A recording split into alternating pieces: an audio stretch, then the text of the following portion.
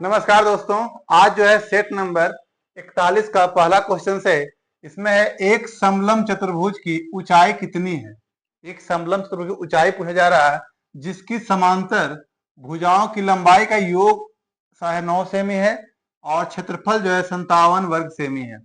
तो समलंब चतुर्भुज का क्षेत्रफल क्या होता है, 1/2 गुने समांतर भुजाओं का ये जो योग है यानी 9.5 गुने ऊंचाई बराबर क्या होता है क्षेत्रफल।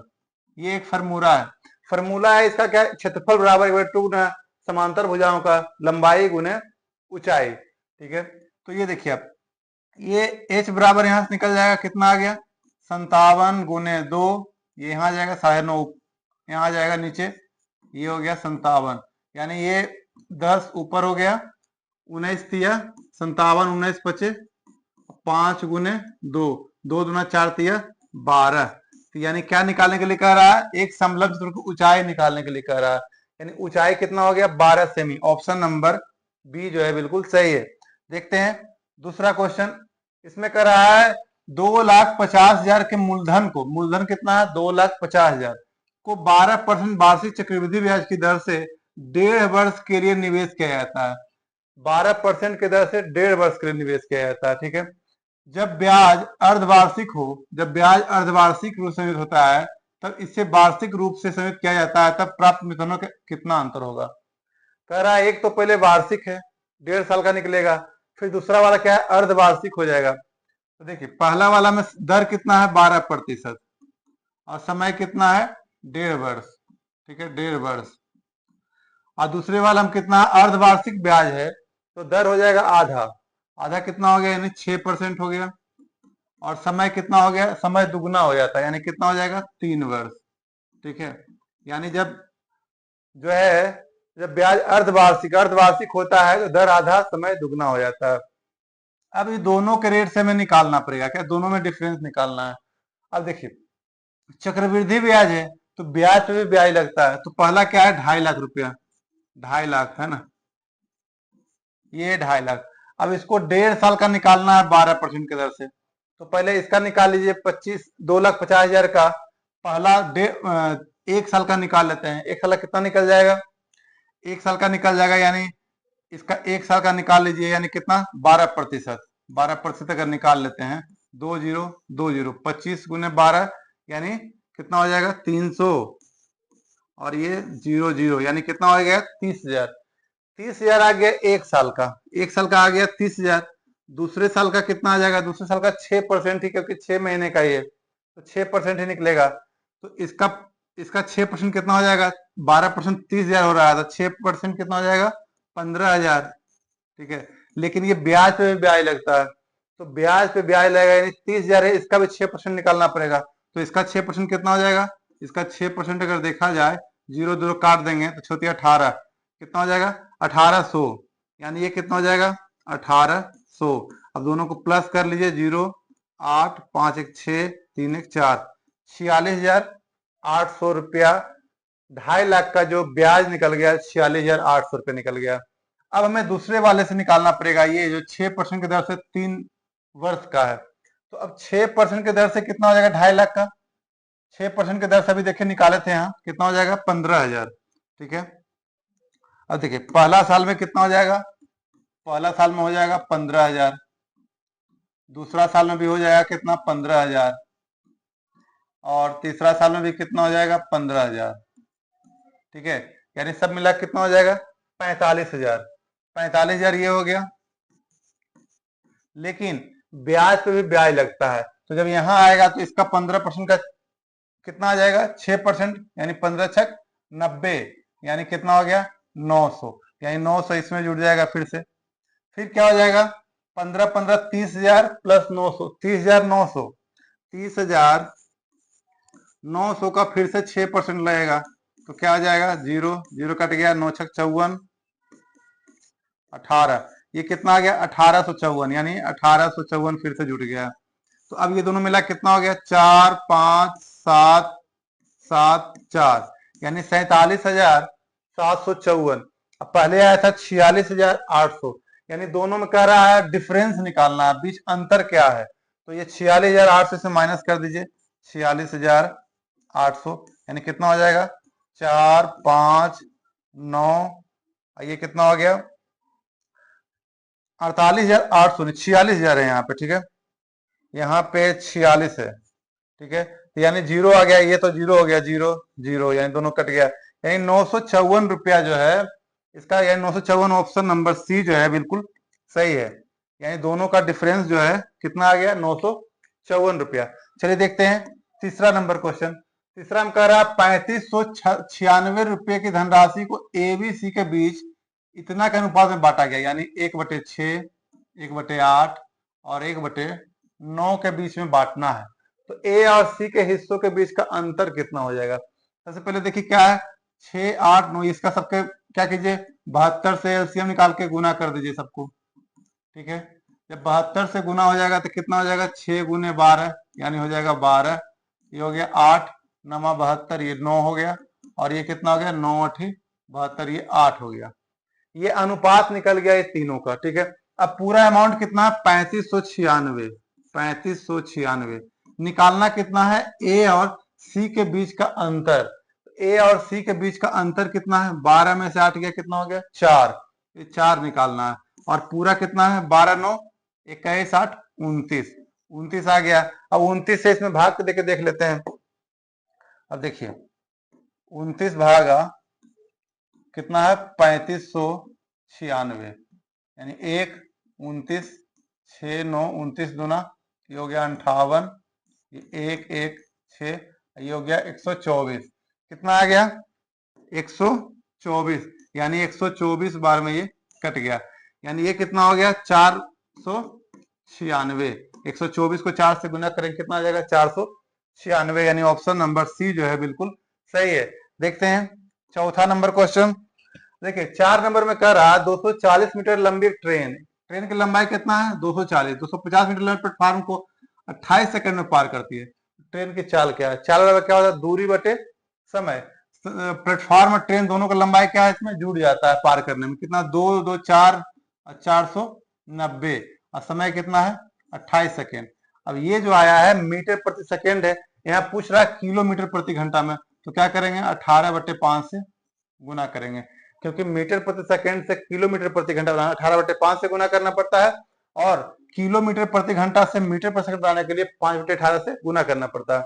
अब इसको कर लीजिए सॉल्व, ये कितना हो गया 7 7 49, 7 चौक 28, 2 दूना 4, 2 9 18, और 2 गुने 35, और 5 गुने 7, 9 गुने 7 कितना हो गया 63, यानी 63 किलोमीटर प्रति घंटा, ऑप्शन नंबर डी बिल्कुल सही है।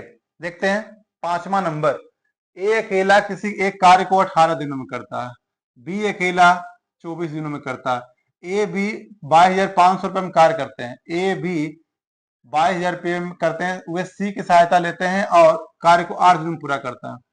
ए बी जो है काम किया, सी की सहायता लिया, और तीनों मिला कितना 8 दिन में पूरा काम किया, यानी 1/18 प्लस 1/24, ठीक है, ये दोनों जो काम करेगा और तीनों मिलकर कितना करेगा 1/8 में, ठीक है, ये तीनों में से घटा दिया जाएगा अगर तो किसका निकल जाएगा सी का मान निकल जाएगा। तो पहले इसको देख लेते हैं, एलसीएम क्या हो गया 24 दिया 8 यानी 72, 8 9 72, 18 चौक 72, और 24 दिया 72, यानी 4 3 7 में 2 गया, कितना हो गया 2/72 बराबर 1/36, यानी सी जो है 36 दिनों में काम करेगा।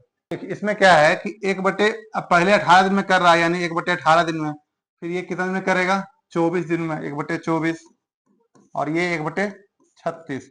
अब क्या है कि अनुपात निकाल लीजिए तीनों का, तो यानी 18, 24, 36 का सबका एलसीएम अगर लेंगे कितना आ जाएगा 72, तो 18 चौक 72, ये कितना 24 दिया 72, और 36 दूना 72, 4 3 7 2 9, 9 आ गया इसमें।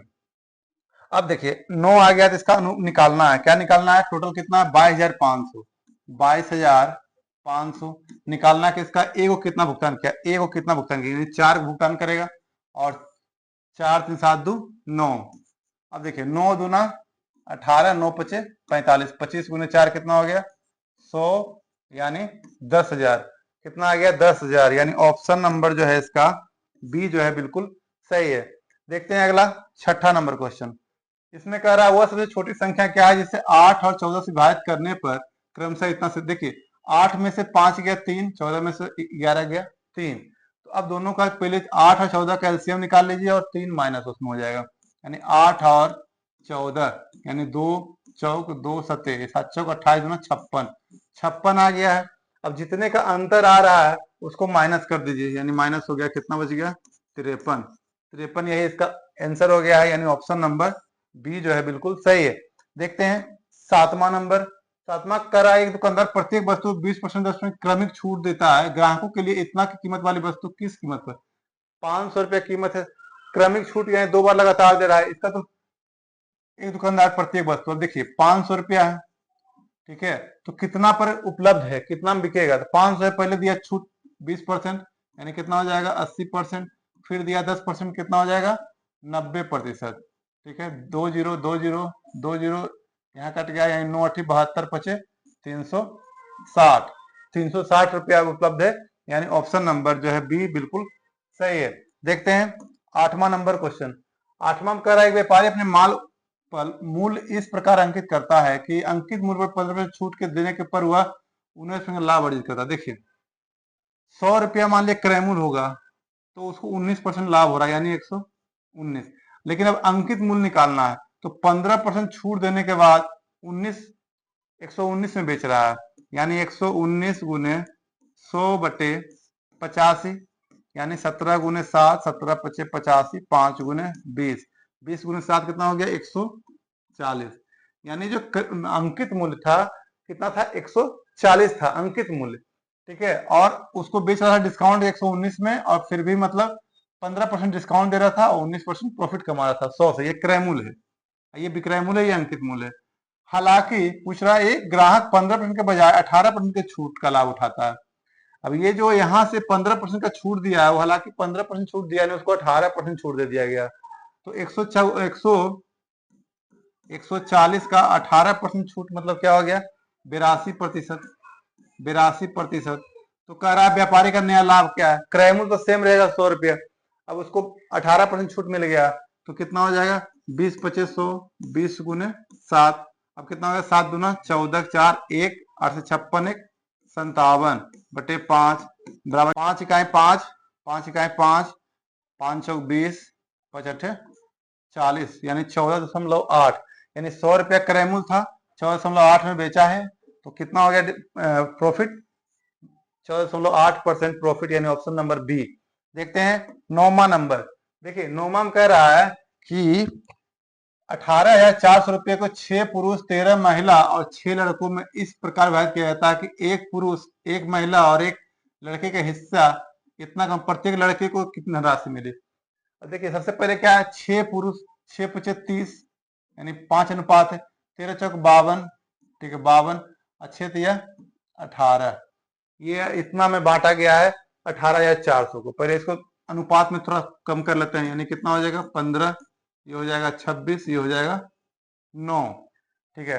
अब जब ये 9 आ गया तो 18,400 18,400 रुपया का बांटा गया, किसका निकालने के लिए बोल रहा है, लड़के कितनी धनराशि मिलेगी, लड़का का धनराशि कितना हो गया, देखिए मैं एक पुरुष महिला और एक लड़का लास्ट वाला, यानी गुने 9 बटे इसमें पूरा जोड़ दीजिए कितना आ जाएगा 36 26 9 35 और 35 50, ये हो गया कितना हो गया 50 हो गया।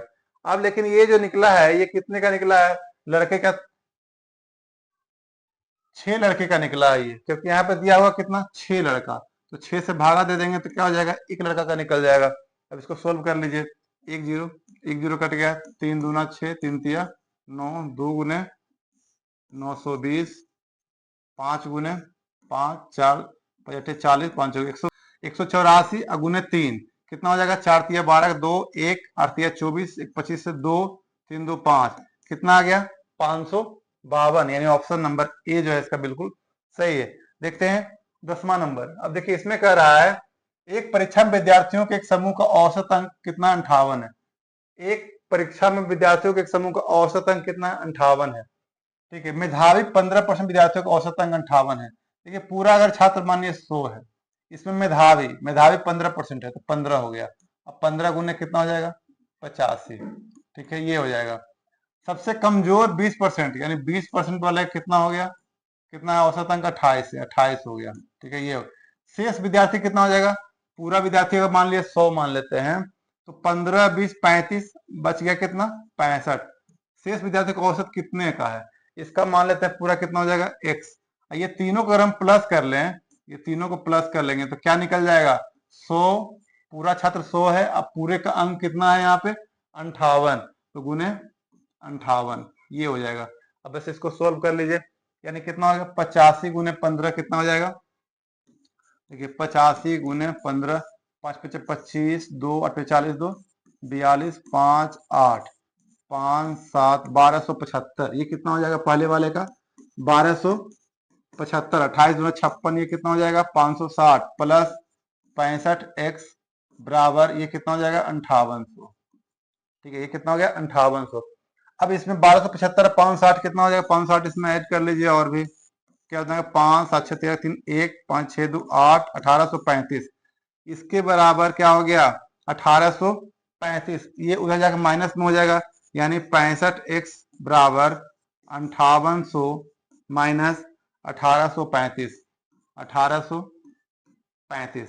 अब इसमें से 1835 माइनस कर दीजिए कितना में 5800 में 1835, ये क्या आ गया 5 6, ये हो गया 9 3 39 65 आ गया पूरा, कितना आ गया 39 65, यानी 65x बराबर 39 65, ये हो गया नीचे आ गया यहाँ पे यानी 65। अब इसको सोल्व कर लीजिए, यानी 65 गुने 39 65 बराबर कितना हो गया 6 पचहत्तर। 65 गुने 6 अगर कर लेते हैं तो 6 पचे 30, 0 3 36 3 39, यानी 6 5 यानी 1 65, ये भी कट गया। कितना बार में 61 बार में ये कैंसिल हो गया, यानी 61 बार में, यानी x का मान जो निकल गया यहाँ पे मांगा था कि यहाँ x मान थे क्या इसका। ठीक है, यानी x माने थे, x के बराबर कितना हो गया 61, यानी ऑप्शन नंबर बी जो है बिल्कुल